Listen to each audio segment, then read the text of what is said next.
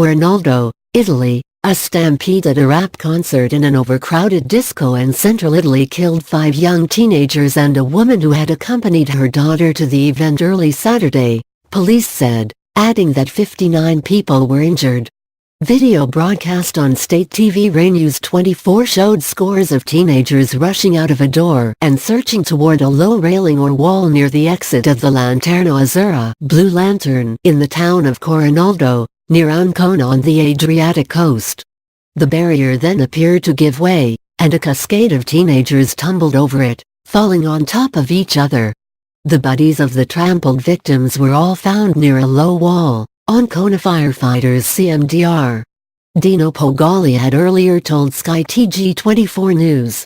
Rapper Sfera Ebbasta, who is very popular with young teenagers, was set to perform at the venue, and organizers had apparently sold too many tickets. Ancona Chief Prosecutor Monica Garulli told reporters at the scene, the number of tickets sold is about 1,400. Compared to a capacity of about 870 people.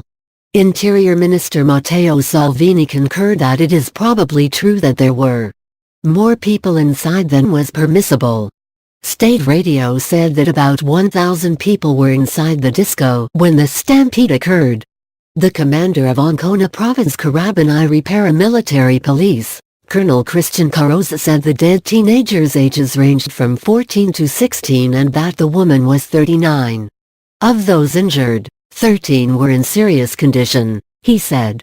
The rush to exit the disco occurred shortly after 1 a.m. The concert was scheduled to start at 1:30 a.m., local news reports said. Doctors at Ancona's main hospital said the most critically injured, all aged between 14 and 20, had suffered cranial and chest trauma, while others suffered injury to limbs. State radio said most of the fatalities had suffered crushed skulls. Ancona Police Chief Orest Capacasa said the dead teenagers were 3 girls and 2 boys, and that the adult had accompanied her daughter to the disco. The Italian news agency ANSA said ANSA earlier had reported that someone had sprayed an irritant, which triggered the panic. Minister Salvini said there possibly was a stink of something that could have been ammonia or another substance. Investigators were looking into similar accounts from survivors. Some survivors were also quoted by Italian media as saying at least one fire exit was blocked when concertgoers tried to get out.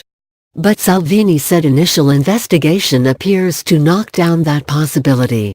Fire Commander Pogali said it was too early in the investigation to know if any safety violations might have played a role.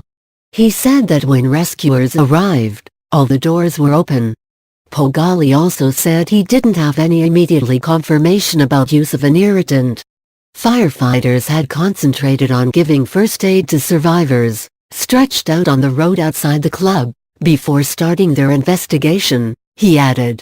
Salvini vowed that responsibility would be determined for the 6 broken lives, whoever out of nastiness, stupidity or greed transformed an evening of partying into tragedy. Italy's head of state, President Sergio Mattarella, demanded full light be shown on what happened, ascertaining any responsibility and negligence. Citizens have the right to safety wherever they are, in workplaces as well as places of entertainment, Mattarella said in a statement. Safety must be assured with special commitment in places where crowds gather, through rigorous inspection and checks.